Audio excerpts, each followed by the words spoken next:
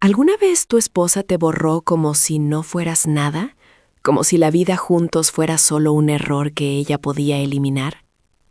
Martes, 7:30 a.m. Melissa puso los papeles de divorcio sobre nuestra mesa de la cocina, dándome 72 horas para desaparecer. Empaqué a toda prisa, herramientas, ropa, fotos, todo lo que podía cargar sin desmoronarme. Abajo, en una vieja caja de recuerdos de mi madre, encontré una tarjeta bancaria negra con mi nombre.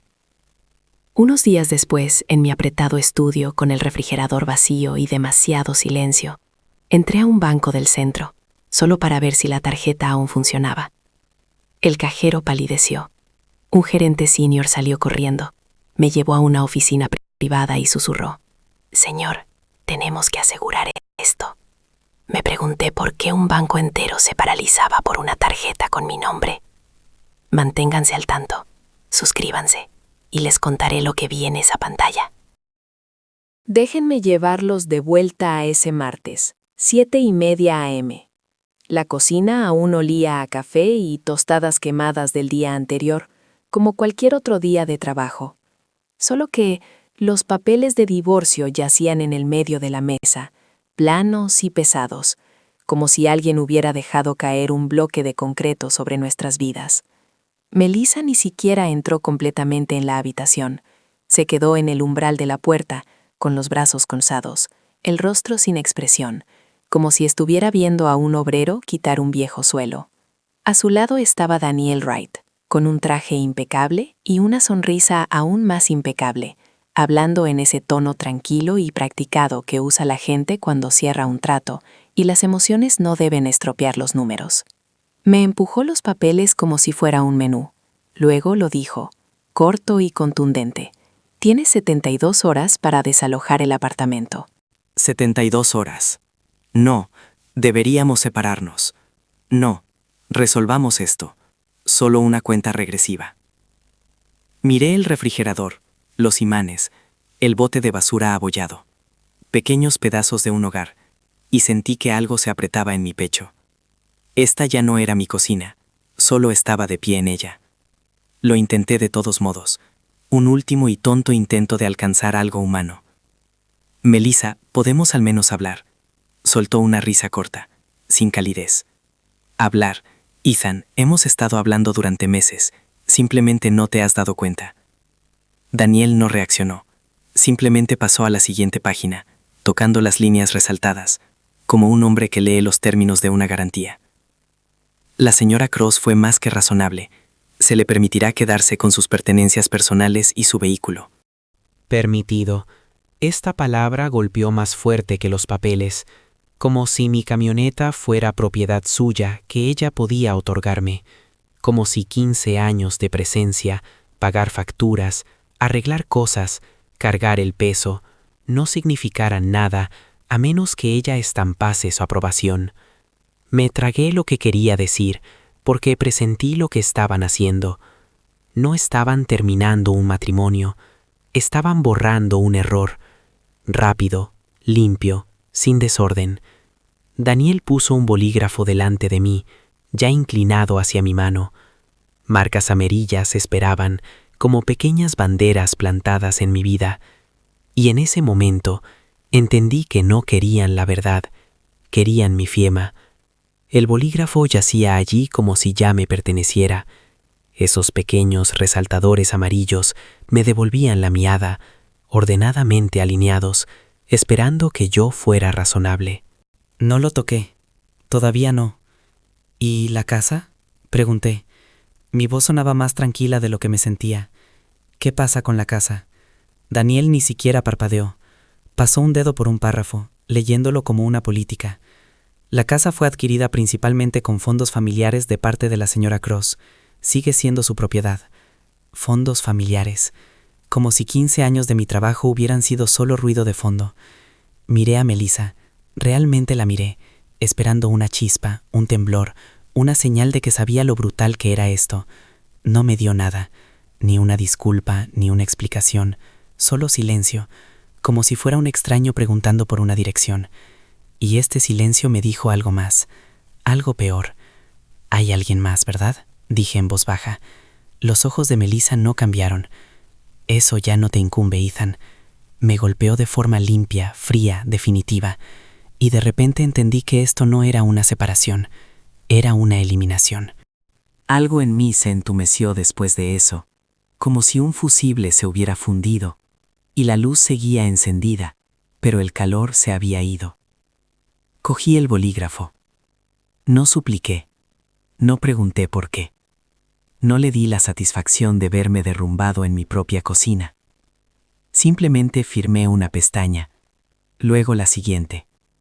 Mi nombre, una y otra vez.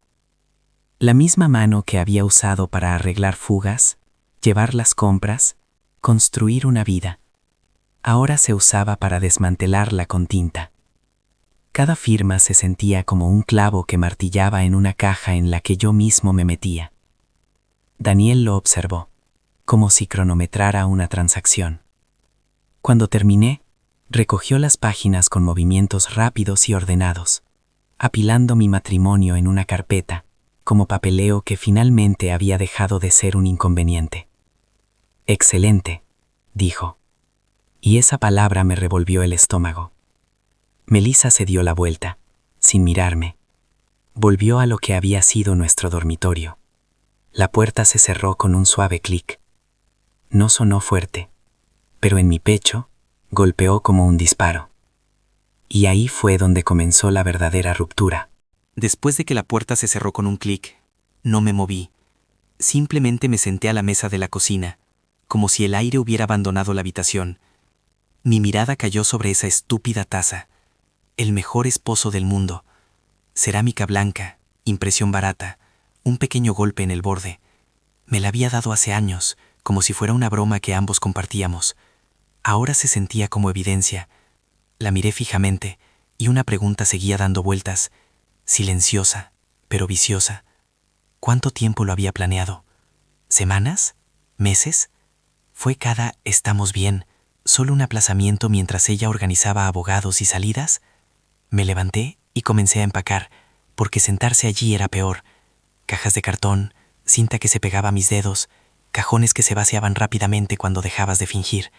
La casa tenía un olor, detergente limpio, madera vieja, su shampoo, como una vida que todavía estaba allí, pero ya no era mía. Las fotos de boda se convirtieron en objetos, los recuerdos se convirtieron en desorden. Sentí que se me apretaba la garganta, lo forcé a bajar, juré no derrumbarme delante de nadie. Si me desmoronaba sería en algún lugar donde nadie pudiera verme. 2 días después, llevé esa promesa a un estudio cerca del polígono industrial de Aurora. Era el tipo de lugar que alquilas cuando no intentas vivir, solo aterrizar. La puerta se atascaba en el marco. El pasillo olía a alfombra vieja y cebolla frita. Dentro, una cama Murphy se bajaba como una mala idea y crujía con cada cambio de peso. El metal chirriaba en la oscuridad. El aire tenía ese olor rancio y ahumado, como si las paredes hubieran sido testigos de demasiados hombres que empezaron de nuevo en silencio. El inquilino anterior había dejado una cafetera rota y un tenue fantasma de nicotina que no se iba, por mucho que abriera la ventana. Mi nevera estuvo vacía la primera noche. Comí comida para llevar directamente del recipiente, de pie en la encimera, porque sentarse se sentía demasiado real. Todavía iba a trabajar todas las mañanas, botas puestas, casco, rutina, porque si dejaba de moverme, los pensamientos me alcanzarían. Eso fue al principio, sobrevivir, un día a la vez, sin dignidad, sin curación, solo llegar a mañana. Y extrañamente, llegar a mañana empezó a sentirse como una victoria. Una semana después de empezar a vivir en este estudio, Mark me ayudó a llevar el resto de mis cosas a un almacén en las afueras de la ciudad. Puertas corrugadas, luces de neón, el tipo de lugar que huele a polvo y a finales. Empujamos cajas de la plataforma del camión, mis herramientas a un lado, algunos muebles que Melissa no había querido al otro, como si mi vida hubiera sido clasificada en útil y desechable. Mark se secó las manos en sus jeans. «Puedes quedarte conmigo, hombre. Habitación libre. Jessica, ella lo manejará». Negué con la cabeza. «Lo aprecio. Solo necesito un lugar para respirar». Me miró un momento demasiado largo. Luego dijo en voz baja: «Estás demasiado callado. Me asusta». Cerré la unidad con llave y me guardé la llave en el bolsillo. ¿Cuál es la alternativa? Me derrumbo en el estacionamiento. Mark no discutió, solo asintió, como si entendiera más de lo que quería. Mientras salíamos, agarré una pequeña caja de recuerdos más fuerte bajo el brazo, algo que aún no había abierto, y no le dije por qué. El trabajo era el único lugar que todavía tenía sentido. En una obra de construcción, los problemas tienen límites claros. Un horario se retrasa, pones un equipo extra. Una viga está mal, vuelves a medir y corriges. Siempre hay una solución, siempre un siguiente paso. Mi matrimonio no venía con planos que pudieras leer o números que pudieras equilibrar. Una tarde de viernes, mi jefe, Greg, me llamó a su caravana. Se recostó en esa silla plegable, como si hubiera dado este discurso muchas veces. Ethan, estás haciendo tu trabajo, pero no estás realmente allí. Necesitas un tiempo libre. Miré el polvo de mis botas y negué con la cabeza. Prefiero mantenerme ocupado. Si me detengo, se vuelve ruidoso en mi cabeza. Los ojos de Greg se suavizaron. Entiendo. Salí de la caravana y volví al ruido. Sierras, radios, hombres gritando medidas, agradecido por cada sonido áspero. Porque por la noche, el estudio era demasiado silencioso. El techo se sentía bajo, como si me oprimiera el pecho. Me acosté allí, escuchando la cama Murphy crujir con cada respiración, y me di cuenta de algo vergonzoso. Tenía más miedo al silencio que a cualquier caos en la obra. Domingo por la noche, justo antes de medianoche, mi teléfono vibró en la barata mesa plegable que usaba como mesita de noche. El nombre de Mark se iluminó en la pantalla. Nunca llamaba tan tarde, a menos que algo anduviera mal. Ethan, dijo, con voz tensa, mañana tenemos que ir a la casa vieja de mamá. Me senté, sintiendo ya la familiar angustia detrás de mis costillas. ¿Por qué? El abogado de la herencia finalmente llamó, dijo Mark. Dice, tenemos que abrir algo que mamá dejó, pero es algo urgente. La palabra urgente me impactó de otra manera. Mamá había muerto hacía 3 años. El cáncer se la había llevado lentamente, pedazo a pedazo, y lo habíamos presenciado cada centímetro. No debería quedar nada para sorprendernos. Entonces, ¿por qué ahora? Pregunté. Mark exhaló pesadamente. No sé, solo dijo que tiene que ser el momento adecuado. Y dijo, ustedes dos tienen que estar allí, ambos. Me quedé mirando el techo en ese apretado estudio, de repente completamente despierto. 3 años, como si mamá hubiera puesto un reloj en la oscuridad y se hubiera ido, sabiendo exactamente cuándo se agotaría. A la tarde siguiente fuimos a Pueblo. La vieja casa parecía más pequeña de lo que recordaba, con el revestimiento descolorido por el sol, maleza creciendo salvaje alrededor de los escalones del porche, como si hubiera contenido la respiración desde que mamá se fue. Mark había mantenido el lugar, pero aún se podía sentir el silencio en su interior, el tipo de silencio que no pertenece a un espacio vacío, pertenece a la pérdida. El abogado de la herencia ya estaba dentro, un hombre mayor con un maletín desgastado y un traje que había visto mejores años. No perdió el tiempo con pequeñas charlas. Sacó un grueso sobre de Manila, sellado con cera roja oscura, como algo de otra época. Su madre dio instrucciones muy específicas. Dijo, esto no puede abrirse hasta 3 años después de su muerte, y solo en presencia de ambos hijos. Mark me miró. El abogado giró el sobre para que pudiera ver el nombre impreso en el frente. El mío. Ella te designó para abrirlo. Mis dedos se sintieron torpes al tomarlo. El sello de cera parecía intacto, obstinado. Al presionar mi pulgar sobre él, mi mano comenzó a temblar.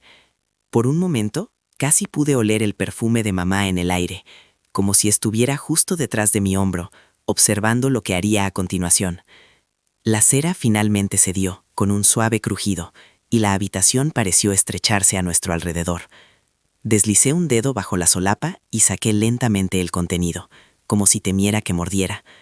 Primero salió una carta doblada, con la letra de mamá, pulcra y persistente. Luego algo más pesado cayó en mi palma. Una tarjeta bancaria negra, no una tarjeta de crédito de supermercado, ni una tarjeta de débito gastada. Esta cosa parecía una de esas que se guardan bajo cristal, y justo ahí, en relieve, como si me hubiera estado esperando todo el tiempo, Ethan Cross. Se me secó la garganta. Abrí la carta y leí en voz alta, porque mi voz era lo único que me mantenía firme. Mis queridos hijos, lamento haberles ocultado esto durante toda su vida. Escribió sobre un secreto que había ocultado no por vergüenza, sino por protección. Luego llegué a la línea que cambió el aire en la habitación. Su padre no era un hombre común. Mark se inclinó, leyendo por encima de mi hombro. Luego palideció, como si la sangre se le hubiera ido del cuerpo. Seguí leyendo, porque parar se sentía peor que la verdad. Mamá escribió que nuestro padre venía de dinero antiguo, el tipo de familia que no solo tiene efectivo, sino nombres en edificios. Dijo que dejó todo eso para estar con ella. No porque no pudiera manejar la vida, sino porque quería una real, una tranquila, nosotros. Luego la siguiente parte golpeó fuerte. Después de su muerte, su familia no envió flores, enviaron abogados. Intentaron llevarnos a nosotros, 2 niños pequeños, como si fueran activos que tenían derecho a reclamar. Mamá luchó contra ellos en la corte y ganó, pero el precio fue brutal. Tuvo que vivir humildemente, vivir con cautela, rechazando cualquier cosa que pudiera arrastrarnos de vuelta a su mundo. Fue entonces cuando entendí mi infancia. Ropa de segunda mano, coches rotos, mamá trabajando hasta el agotamiento. No fue mala suerte, fue estrategia, sacrificio. Y enterrado bajo todo eso, papá había establecido un fideicomiso antes de morir, encerrado donde nadie de su familia pudiera tocarlo. Seguí leyendo hasta que me ardieron los ojos. La carta de mamá no era dramática. Era tranquila, casi determinada. Como si todavía nos estuviera diciendo qué hacer con nuestras manos cuando éramos niños. Escribió que al fideicomiso no se podía acceder hasta 3 años después de su muerte, y solo después de que hubiéramos tenido tiempo de valernos por nosotros mismos sin él. No porque no confiara en nosotros, sino porque sí lo hacía. Quería asegurarse de que el dinero no nos educara. Nosotros nos educamos a nosotros mismos. Luego llegó la parte que hizo que el abogado se aclarara la garganta, como si no quisiera estar en la habitación para esta parte. Mamá me nombró el fideicomisario principal, el hijo mayor, dejando claro que Mark tenía el mismo acceso. Sin favoritos, sin favoritismos, solo responsabilidad compartida. Levanté la vista y le pregunté al abogado lo único que importaba. ¿Cuánto? Extendió las manos, casi pidiendo disculpas. No lo sé. Su madre lo mantuvo en privado. Mis instrucciones eran simplemente entregar la tarjeta en el momento adecuado. Tendrán que ir al banco en Denver. La voz de Mark era tensa. ¿Vamos ahora? Ni siquiera lo pensé. Asentí, porque salía de la casa de mamá, con una tarjeta que se sentía más pesada que el plástico, como si pudiera reescribirlo todo. Denver estaba gris ese día, ese tipo de cielo que hace que la ciudad parezca guardar secretos. El banco se alzaba en el centro, como si hubiera estado allí más tiempo que las calles. Fachada de piedra, ventanales altos, accesorios de latón pulidos hasta un brillo de espejo. El tipo de lugar que no se anuncia porque la gente adecuada ya lo sabe. Mark y yo entramos, vestidos con lo que teníamos. Botas de trabajo, jeans, mi chaqueta de construcción todavía olía ligeramente a polvo y diésel. El suelo de mármol hizo que nuestros pasos sonaran demasiado fuertes.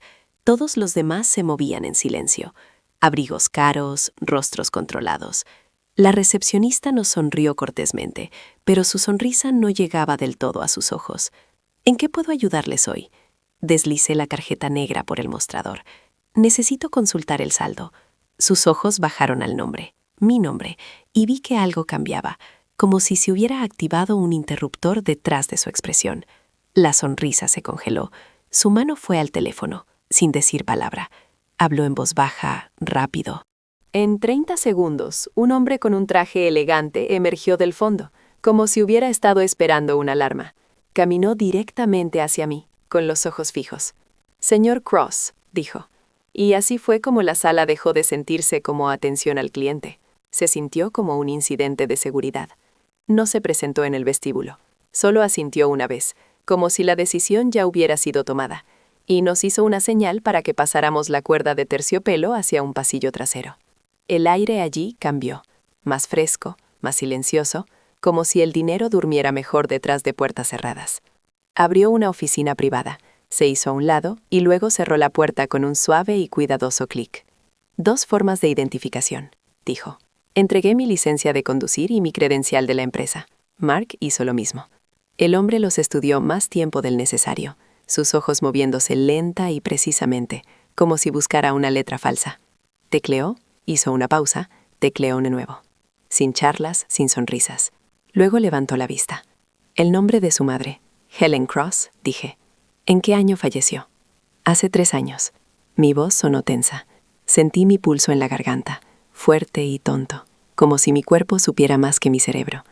Me giró el monitor, pero mantuvo una mano en el teclado, como si estuviera listo para cerrarlo de golpe. Señor Cross, dijo en voz baja, miré con atención.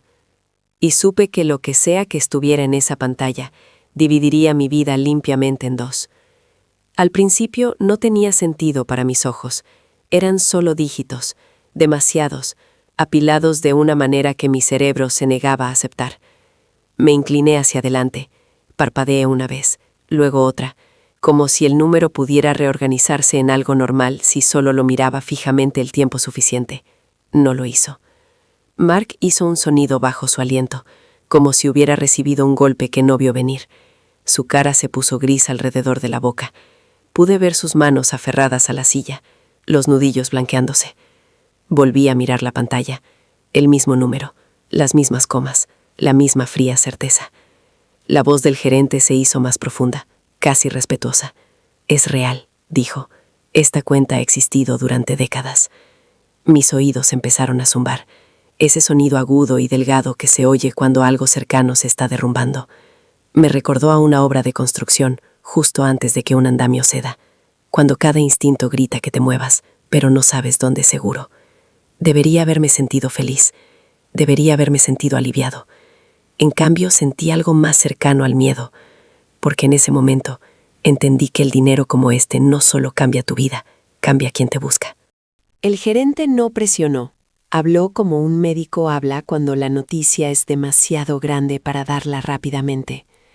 Este fideicomiso se estableció hace décadas, dijo, sus ojos yendo y viniendo entre yo y la pantalla. Invertido de forma conservadora, acciones de primera línea, propiedades inmobiliarias, bonos del tesoro, crecimiento lento, constante, protegido. Seguí mirando fijamente ese número, como si fuera a parpadear primero. Luego añadió algo que iba más allá del dinero. Su madre hizo contribuciones adicionales cada año, pequeños depósitos, constantes. Su tono se suavizó, como si la respetara. Ella vivió humildemente por convicción. Mark tragó con dificultad. Entonces mamá cargó con esto todo ese tiempo, susurró. Todos esos años en las que luchó. Miré la tarjeta negra en mi mano. Ahora se sentía más pesada. No por la cuenta detrás de ella, sino por lo que decía sobre ella. Crió a 2 hijos con determinación, mientras custodiaba una fortuna como un arma cargada que nadie podía ver. El gerente se aclaró la garganta. Una cosa más, señor Cross. Una vez que use la cuenta, se activarán automáticamente ciertas notificaciones de seguridad. Notificaciones.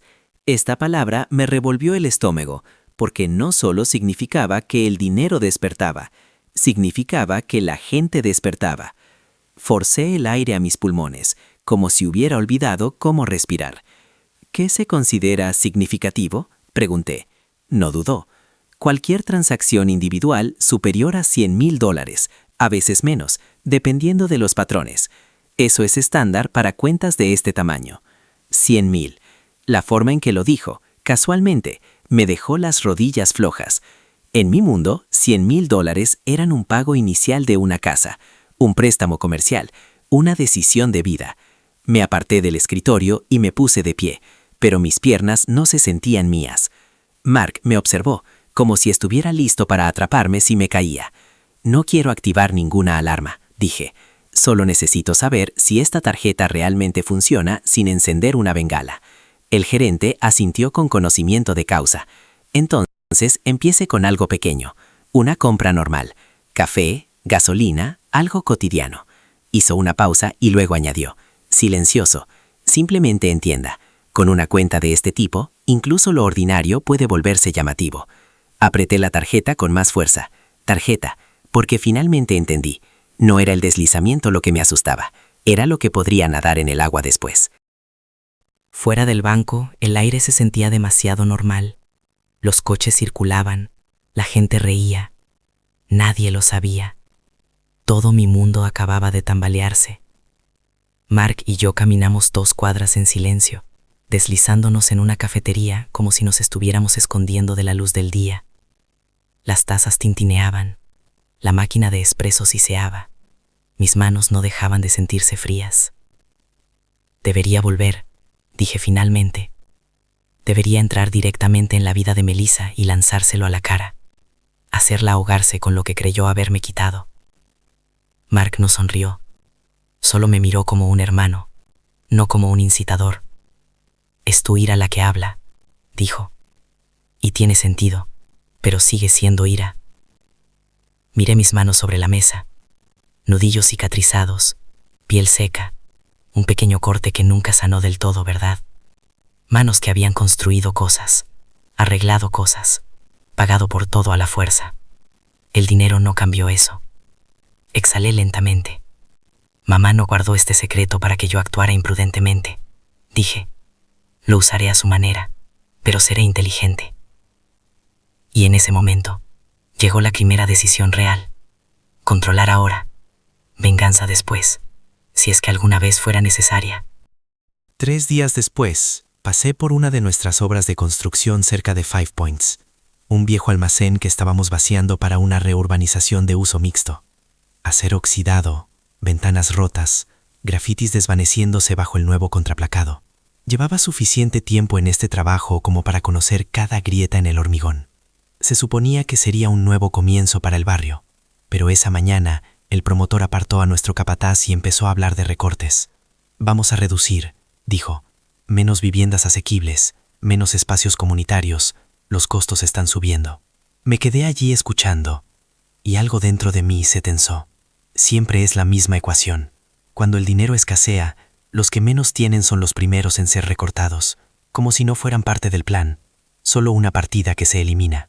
Volví a mi camión y me senté allí con el motor apagado, las manos en el volante, pensando en mi madre trabajando en 2 empleos, pensando en mi nevera vacía en ese estudio. Entonces llamé al director del banco. Quiero comprar el proyecto, dije. Todo. ¿Qué tengo que hacer? Hubo una pausa en la línea, como si incluso él tuviera que ajustar su imagen mental de mí. Mantuve mi voz firme. Y mi nombre se mantiene fuera de esto. Así, pasé de ser el tipo del casco al hombre que decidió en qué se convertiría ese barrio. Los papeles cambiaron de manos. El dinero se movió a puerta cerrada. Y luego llegó el lunes, como siempre. Me presenté antes del amanecer. Me puse el casco y recorrí la obra como si siguiera siendo el tipo que se aseguraba de que los equipos cumplieran los plazos. Polvo en mis botas, portapapeles en mano. El mismo café, los mismos chistes malos de los muchachos. Nadie sabía que ahora era el dueño de todo. Ese era el objetivo. En silencio, comencé a cambiar la estructura central del proyecto. Impulsé más unidades asequibles en lugar de menos. Añadí espacios verdes donde el antiguo plan contemplaba más aparcamientos. Un pequeño centro comunitario, mejor iluminación, aceras más seguras. El tipo de mejoras que no parecen atractivas en una hoja de cálculo de inversores, pero que importan cuando eres tú quien vive allí. El equipo lo notó, por supuesto que sí. Quien quiera que sea este inversor, murmuró uno de los chicos, debe estar loco, gastando dinero en cosas que no dan beneficios rápidamente. Mantuve mi rostro neutral y mi boca cerrada, porque no se trataba de beneficios.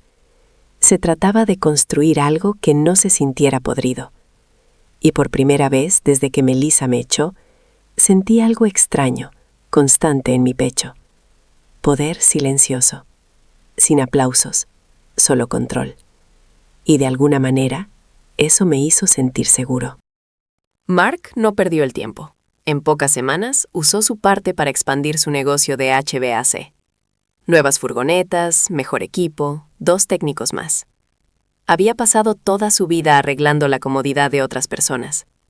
Ahora finalmente podía construir algo que no le rompería la espalda a los 50 años. Hicimos un pacto. Nadie lo sabe. Ni amigos, ni colegas. No el tipo de gente que de repente recuerda tu nombre cuando huele una oportunidad. Secretos como estos no se mantienen en silencio si les prestas atención. Intenté vivir así también. El mismo trabajo, la misma rutina. Simplemente ya no me encogía cada vez que abría mi aplicación bancaria o mi teléfono vibraba con un recordatorio de factura. Esa ansiedad, constante, subsuperficial, se había ido. Pero las noches no se volvieron mágicamente más fáciles. Llegaba a casa, a ese estudio, dejaba las llaves, y el silencio me golpeaba. No había cómo te fue el día, no había cena compartida, ni un cuerpo cálido moviéndose por la habitación. Solo yo, un refrigerador zumbando, y mis propios pensamientos rebotando en las paredes. Fue entonces cuando me golpeó. Claro y feo. El dinero puede comprar comodidad, puede comprar espacio. No puede recuperar el ser elegido. Y maldita sea que no puede parchar el agujero que deja la traición. Un mes después, apareció un sobre en mi estudio. Papel grueso, impresión limpia, el tipo de invitación que asume que ya sabes cómo funciona este mundo. Las entradas estaban vinculadas a una donación anónima que mi empresa fantasma había hecho para una recaudación de fondos de un hospital infantil en el centro de Denver. Casi no fui. Las multitudes se sentían mal últimamente. Las sonrisas se sentían como estrategia. Pero fui de todos modos. Alquilé un smoking, me paré frente al espejo y apenas reconocí al tipo que me devolvía la mirada.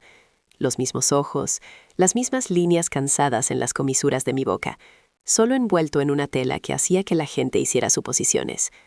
Por un segundo me pregunté si eso era lo que Melissa siempre quiso. No un hombre, sino una versión que encajara. El salón de baile estaba inundado de luz suave y risas tranquilas, copas de champán atrapando el oro. Entré y mi estómago se apretó antes de que siquiera entendiera por qué. Luego la vi a ella, Melissa, al otro lado de la habitación. No estaba sola. Su mano descansaba en el brazo de un hombre bien arreglado con un traje perfecto. Andrew Cole, el tipo de hombre que parece caro a propósito. Sus ojos me encontraron. Primero, un destello de sorpresa. Luego algo más frío se deslizó detrás. Evaluación. Y supe que esta noche no sería pequeña. No la perseguí. Tampoco me escondí. Tomé un vaso de agua. No whisky. No esta noche. Y mantuve los hombros relajados, como si perteneciera allí, aunque mi corazón latía como una advertencia. Melissa cruzó la habitación con Andrew a su lado. De cerca, se veía igual. Pelo perfecto, postura perfecta, como si la vida nunca la hubiera desequilibrado. Ethan, dijo, su voz con ese tono cauteloso. ¿Qué haces aquí? Lo mismo que todos los demás, dije, apoyando una buena causa. Andrew se interpuso antes de que ella pudiera hablar de nuevo. Ofreció su mano con una sonrisa que no le llegaba a los ojos. Cuando la tomé, apretó fuerte, demasiado fuerte, como si necesitara probarle algo a ella. No me inmuté. Simplemente me mantuve firme, dejándole a él ser el único que se esforzaba. La mirada de Melissa se deslizó entre nosotros.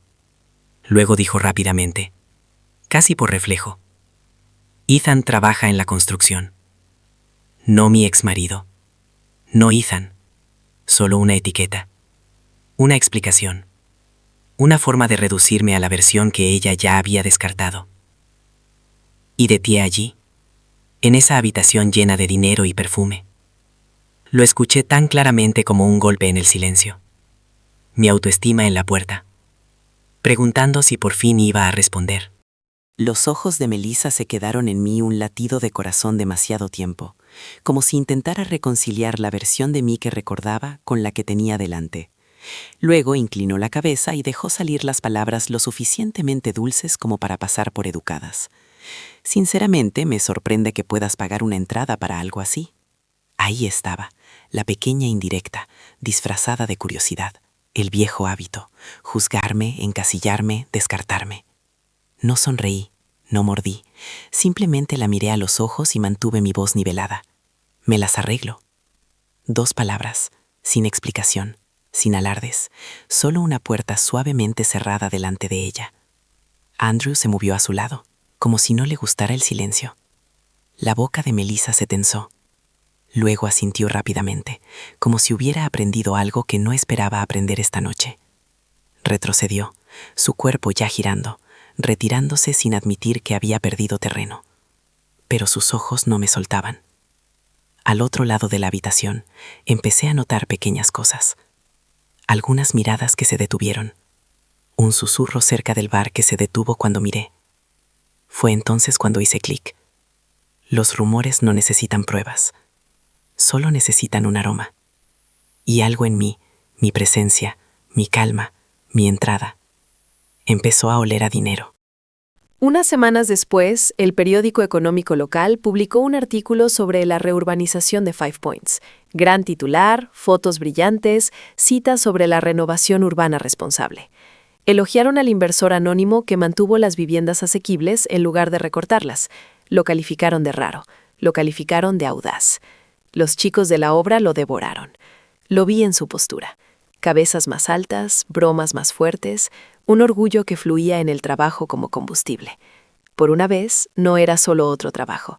Se sentía como si estuviéramos construyendo algo que seguiría importando cuando el polvo se asentara. Me aseguré de que el equipo también lo sintiera. Bonificaciones discretas, pagadas de la manera correcta a través de los canales adecuados. Nada llamativo, nada ilegal, solo respeto pagado en un idioma que llega a tiempo. Esa noche estaba de vuelta en mi estudio, con las botas quitadas, la cena enfriándose en la encimera, cuando sonó mi teléfono. Número desconocido. Casi lo dejé ir al buzón de voz. Algo me dijo que no lo hiciera. Señor Cross, dijo una voz de mujer, profesional y controlada. Es la asistente de Robert Langston. El señor Langston quiere reunirse con usted. Mi estómago se contrajo.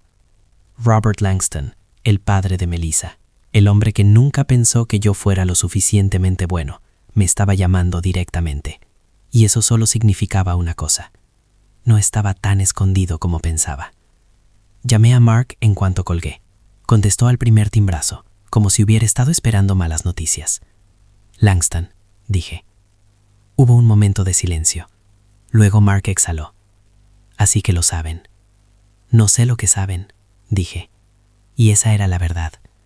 Me senté en mi pequeña mesa, repasando cada movimiento que había hecho, como si fuera una escena del crimen. Los archivos de la empresa fantasma, las transferencias, los registros de donantes, las entradas de la gala. Saqué los extractos, miré las marcas de tiempo, buscando algo descuidado. Y luego escuché la voz del director del banco en mi cabeza. Se activarán notificaciones tranquilas y profesionales. Eso es lo que pasa con el dinero antiguo.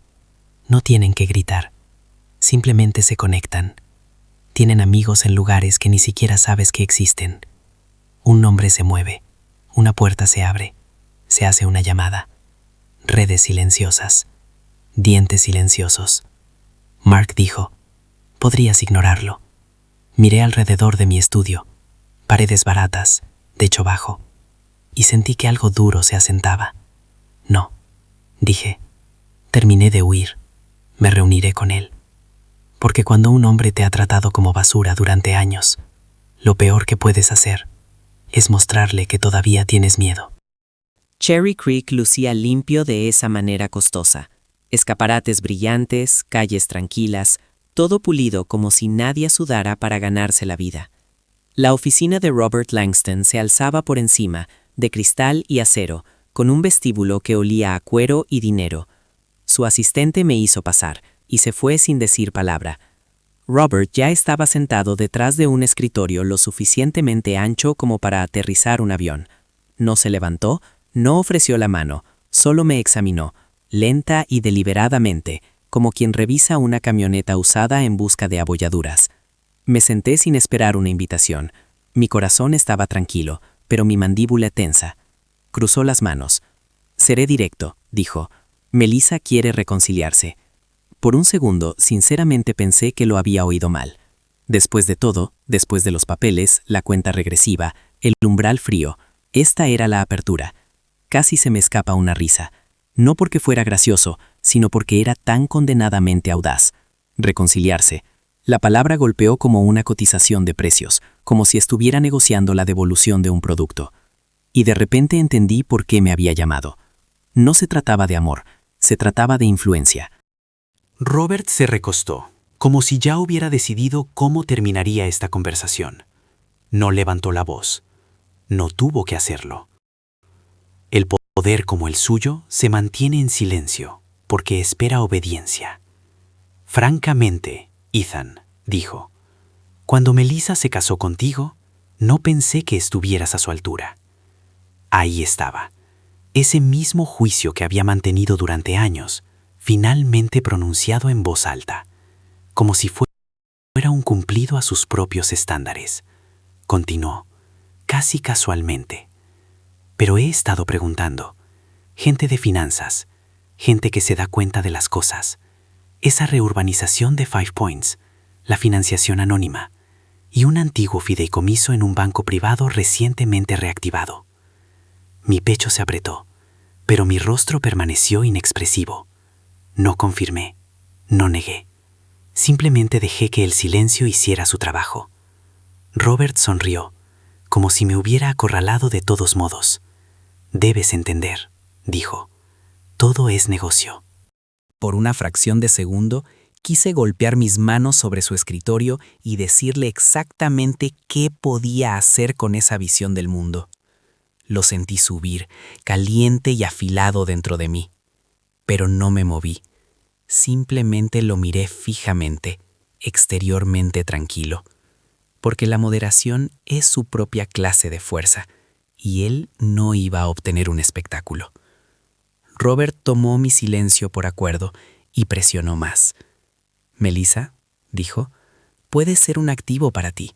Tiene conexiones, acceso social, los círculos adecuados. Podrías construir algo más grande con ella a tu lado. Dejé que eso se asimilara un momento. Luego negué con la cabeza, lenta y controladamente. Ella no es un activo, dije. Ella no es negocio. Sus cejas se levantaron, como si hubiera roto una regla, como si un hombre con dinero no pudiera hablar de amor a menos que viniera con papeleo. Me incliné lo suficiente para que lo sintiera. Su hija me echó cuando pensó que no era nada, dije. Vio a su abogado entregarme papeles como si fuera un problema que debía ser eliminado. No se fue porque fuéramos infelices. Se fue porque creyó que no valía la pena quedarse conmigo. La boca de Robert se tensó, pero seguía hablando, tranquilo, firme. Ahora quiere reconciliarse porque escuchó un rumor sobre dinero. Mantuve su mirada fija. Eso no es reconciliación. Eso es una recompra. Luego dije la frase que lo terminó, limpia y fría. No soy su plan de respaldo. Me levanté antes de que Robert pudiera empaquetar su oferta más bellamente. Mi silla apenas hizo ruido sobre la suave alfombra, como si incluso el suelo estuviera entrenado para no contradecir. Me ajusté la chaqueta, no porque me importara cómo me veía, sino porque me negaba a parecer pequeño. La voz de Robert me siguió mientras llegaba a la puerta. Piensa en grande, dijo, como si me estuviera dando una lección de vida en lugar de intentar venderme mi propia dignidad. No me di la vuelta. Salí, pasé junto a la asistente, pasé por el vestíbulo de cristal, pasé por la silenciosa confianza de la gente que nunca tuvo que preguntarse si el alquiler estaba pagado. Afuera, el aire se sentía agudo y limpio. Respiré hondo una vez y me di cuenta de que mis hombros habían estado tensos durante años. Se desplomaron, como si finalmente hubiera dejado una viga de acero que había estado cargando solo. Y aún así, dolió.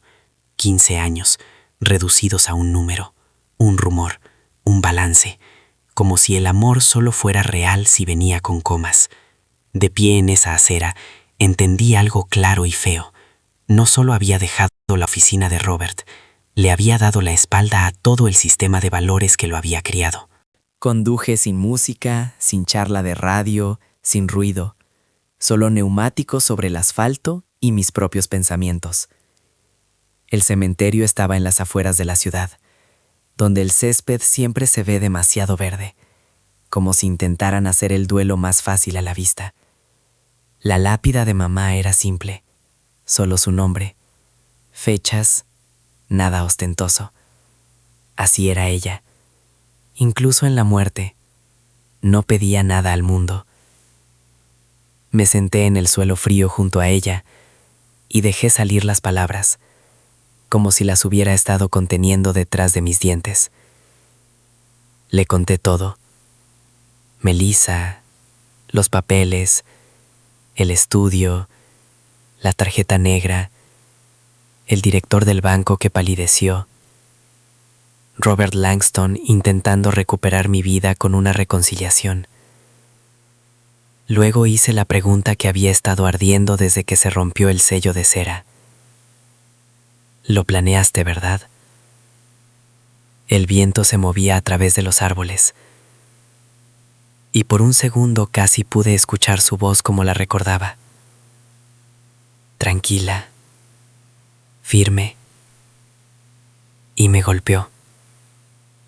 Si me hubiera dado el dinero hace años, lo habría usado como un soborno, para ganar respeto, para demostrar que pertenecía, para retener a... Salí del cementerio con tierra en mis jeans y la voz de mamá en mi cabeza, tranquila, firme, como una mano en la nuca, manteniéndome erguido.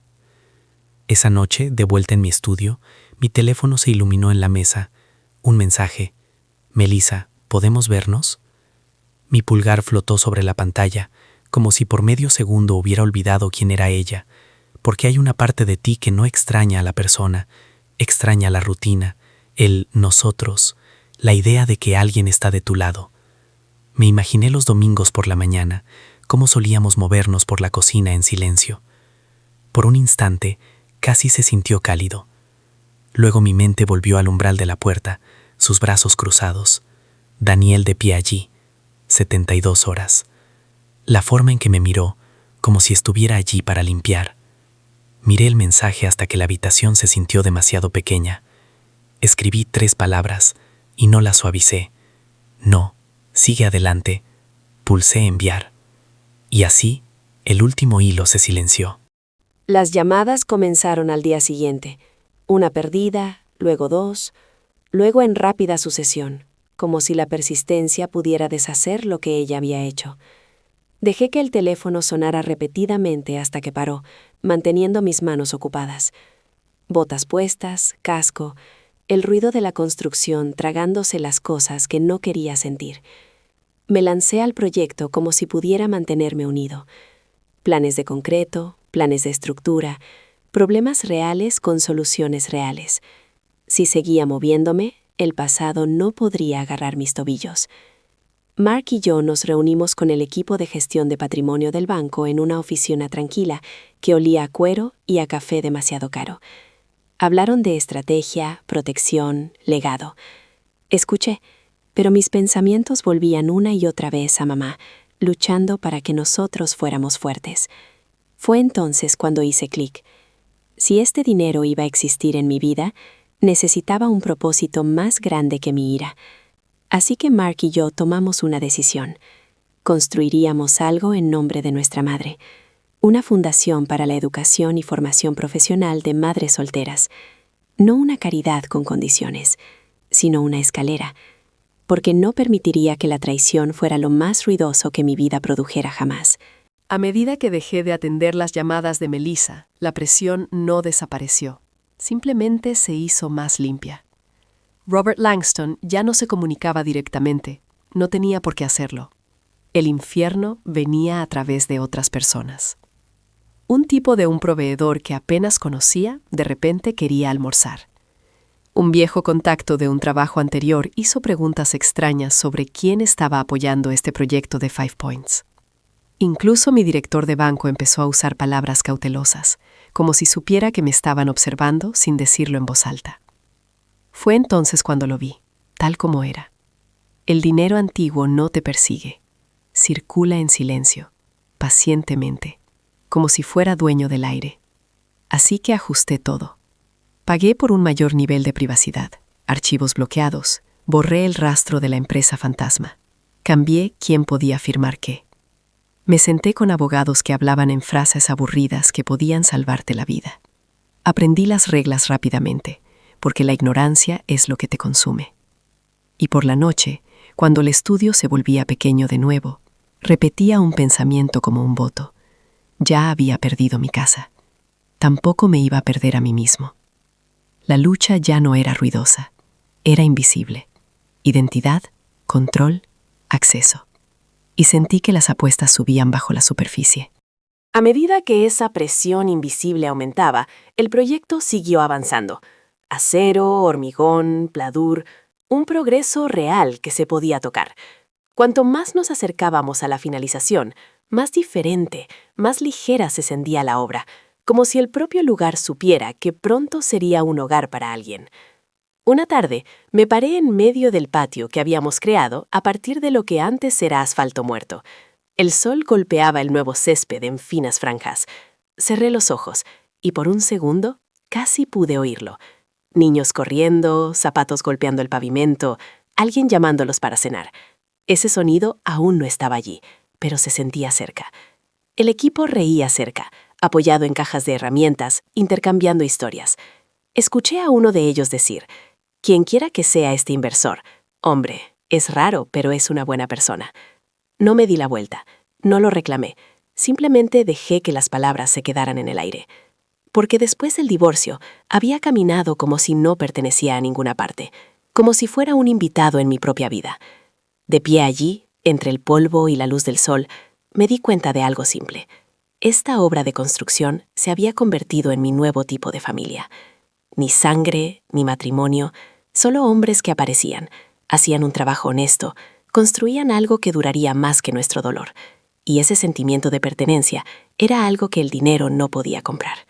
El día de la comunidad cayó en un sábado de cielos azules y ese calor de principios de verano que hace que todo huela a madera recién cortada y a camiones de comida. La música sonaba de altavoces baratos.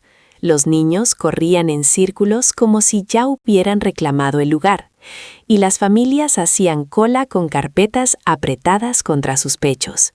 No era elegante, no era escenificado, solo gente real tratando de respirar. Cuando se entregó el primer juego de llaves, vi manos temblorosas, no por nervios, sino por alivio. Una pareja se abrazó como si hubieran estado separados durante años. Luego, una madre soltera se adelantó con su pequeño hijo a su lado. En el momento en que recibió las llaves, se arrodilló y lo abrazó fuerte. Comenzó a llorar, suavemente al principio, luego con más fuerza, como si la presa finalmente se hubiera roto. «Cariño», susurró, «tenemos un hogar. Finalmente tenemos un hogar». Aparté la cara porque tenía la garganta espesa y caliente. No quería que nadie lo viera, no quería devaluarlo. Fue entonces cuando noté un coche que conducía lentamente por la calle, pasando sigilosamente por la celebración, y reconocí la silueta antes de ver la cara. Melissa. Su coche casi se detuvo en la acera, lo suficiente como para fingir que era tráfico. La ventanilla estaba subida, pero aún podía sentir sus ojos en la multitud, las familias, los niños, la nueva pintura, la luz del sol brillando en las ventanas. Luego, su mirada me encontró. Por un segundo, todo se detuvo en mi cabeza. No una quietud pacífica, el tipo de quietud justo antes de que una tormenta decida si golpeará. Nuestras miradas se encontraron. No saludé, no sonreí, no le di ni una pulada de «mira lo que perdiste». Simplemente me quedé allí, con las manos en los bolsillos, tan quieto como una piedra, como si ya hubiera dicho todo lo importante. Y la vi entender. No el dinero, no el proyecto, sino el límite. Que cada puerta que ella pensaba que aún estaba entreabierta, hacía mucho que estaba cerrada. Su boca se tensó, como si quisiera decir algo, pero no había nada que pudiera decir sin admitir lo que había hecho. Después de unos segundos, miró hacia otro lado. El coche avanzó, luego más rápido, y luego desapareció. Me quedé donde estaba, escuchando a los niños reír detrás de mí, viendo a las familias con llaves en sus manos entrar en sus nuevos apartamentos. Y por primera vez desde ese martes por la mañana, no me sentí como un hombre sobreviviendo. Me sentí como un hombre, regresando a la vida. Durante mucho tiempo pensé que perder la casa significaba que lo había perdido todo. El camino de entrada, la cocina, la cama, como si el valor de un hombre estuviera ligado a los metros cuadrados y al pago de una hipoteca. Pero ahora, mirando hacia atrás, el día que Melissa me echó, no terminó mi vida. La despojó. Me mostró lo que era real cuando la comodidad se fue. Esa tarjeta negra que mi madre me dejó no era solo dinero, era elección. La libertad de dejar de vivir para la aprobación de otra persona. La libertad de construir bajo mis propios términos. Melissa no se fue porque el amor muriera de la noche a la mañana. Se fue porque me puso un precio. Y cuando pensó que el número era demasiado bajo, se marchó. Lo irónico es que no gané porque me hice rico. Gané porque aprendí a levantarme antes de que apareciera el dinero, para que el dinero no pudiera poseerme. Ahora hay un barrio con luces encendidas, niños corriendo y llaves en manos de gente trabajadora. Y hay una fundación en nombre de mi madre, que ofrece capacitación y una oportunidad real a madres solteras.